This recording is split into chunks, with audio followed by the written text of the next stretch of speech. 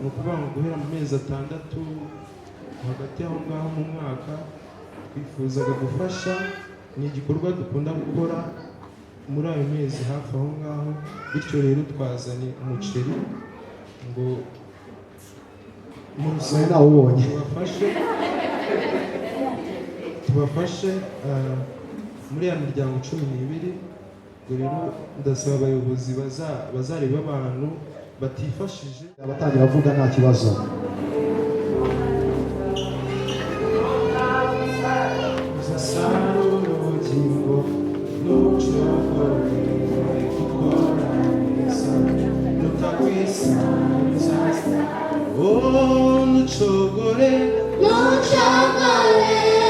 Ukoranesa nutawisari uzasarura ubugingo nucogore.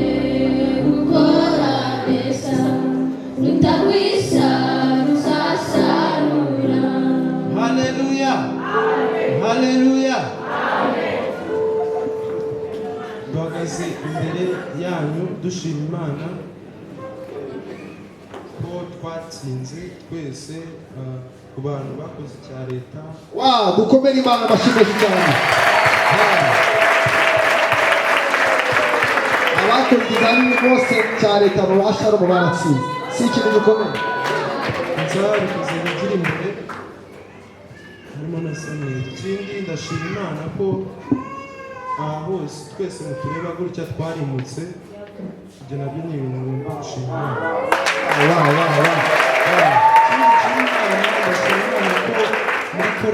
Muri korali yaba mu bakristo bose nta muntu watwawe n'ibiza. Mumere Imana icyubahiro. Ikindi nshima Imana, ndashima Imana ko hari umukozi w'Imana witanze ku iniforume aduha amafaranga 50,000. Cyane nabyo ndabishimira Imana.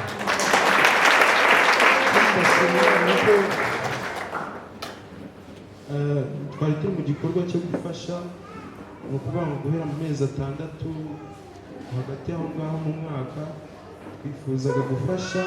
Ni igikorwa dukunda gukora muri ayo mezi hafi aho ngaho, bityo rero twazanye umuceri ngo mu rusengero tubafashe muri ya miryango 12. Ubwo rero ndasaba abayobozi bazareba abantu batifashije babafashe.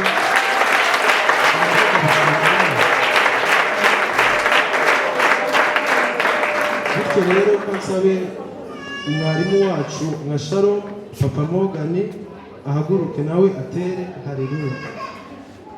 Haleluya. Biteye ubwoba umuceri. Umuceri unahinze wa Tanzania ugura 32 hafi 40. None se aba bantu amafaranga barakuye mu by'ukuri? Tuvugisha ukuri. Reka bafotore n'umuceri, reka bawufotore, si byose. Ariko dukomere Imana amashyi.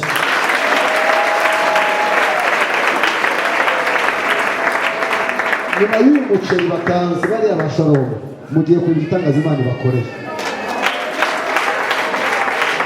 Uko ukuboko gutanga guhabwa umugisha, imiryango yabo irafungutse. Uyu muceri sosiyal imiryango 12 yose uzahamagara abantu bose bagomba kubona umuceri rwose baze bawutwara. Imana ishimwe cyane.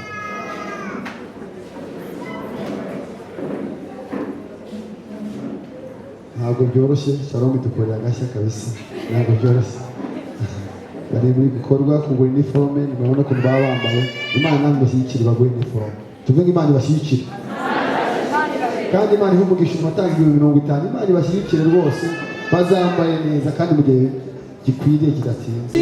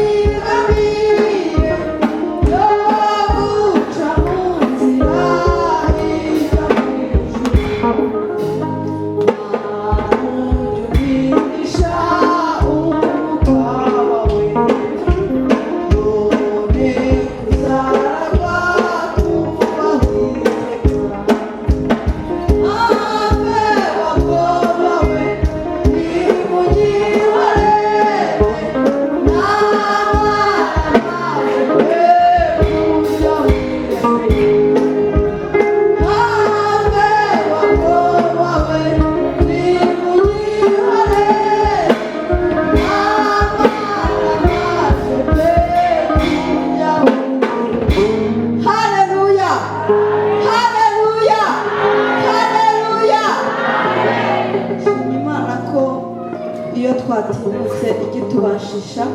Shima Imana kubwa gahunda y'ejo. Gahunda zose zari hano ku itorero ndashima Imana ko zakozwe kandi Imana ikagenda ikoresha buri muntu mu rwego rwe, ibintu bikagenda neza ntihabonekemo icyuho. Ikindi ndashimira Imana kubw'ibyo igenda inkorera ku giti cyanjye n'ibyo ikorera itorero. Imana wo mu ijuru muyimera amashyi menshi cyane. dukomere Imana amashyi menshi, tuvuge ngo ibyo yakoze ni ibyiza akora ni ishimwe. rimwe kabiri gatatu.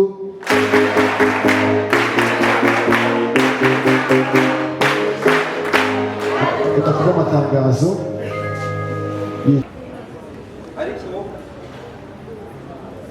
ndashima Imana yuko byemeye. Namenye ko nta n'umusozi wakunanira, namenye ko no mu butayu uhashyirirwa. Iyo bimenya simba naratinye, iyo bimenya simba nararize. Haleluya. Nta muntu unzi umwaka washize basi banterere haleluya.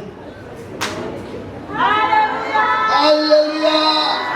Amen. Imisatsi imanuka, amapoketi, ikirara.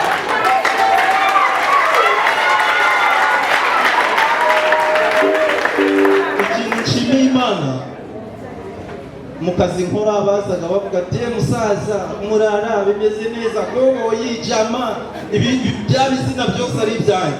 Ariko ejo bundi umuntu yaraje aravuga ati mukozi w'Imana waramutse.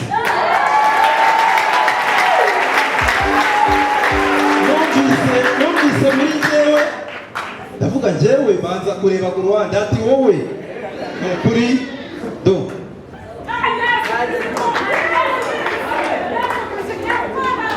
abamuzi yemwe.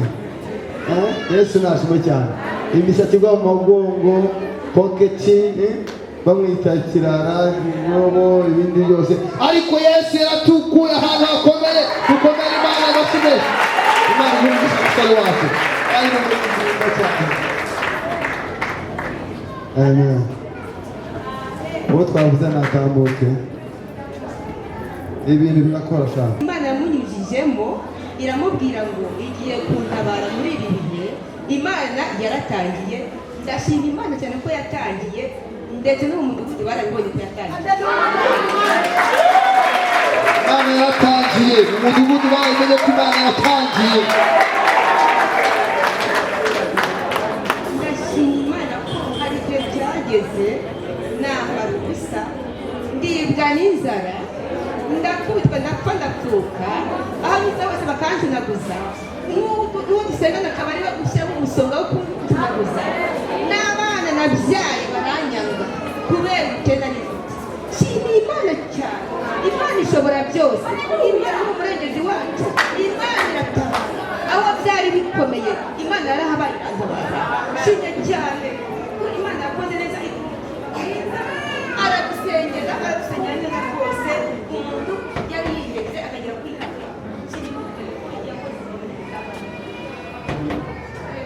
Amen. Dukomere Imana amashyi. Nawe warakoze kwizera Imana yacu. Imana ikora ibintu bitangaza. Mu mudugudu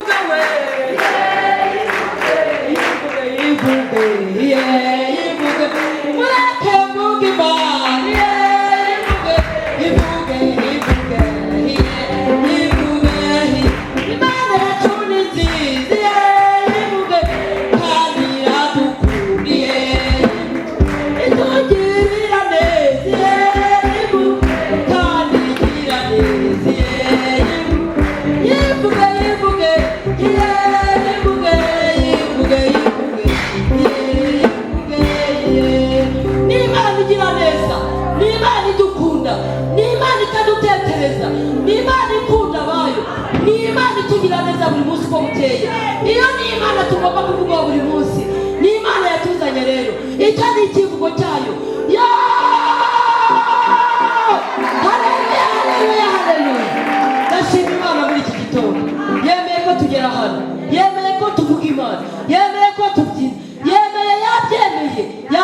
birakomeye. Haleluya.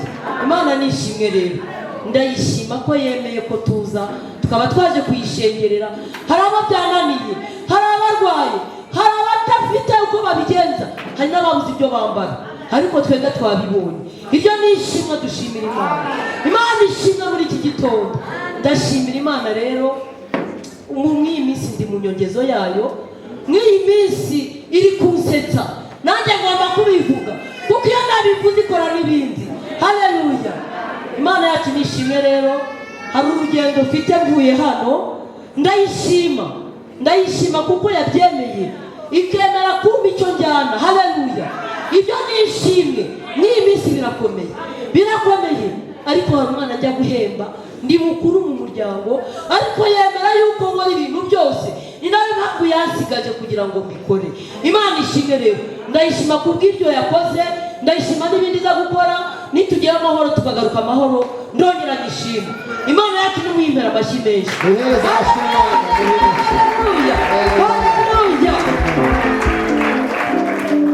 Korali Shalom nizishima Imana.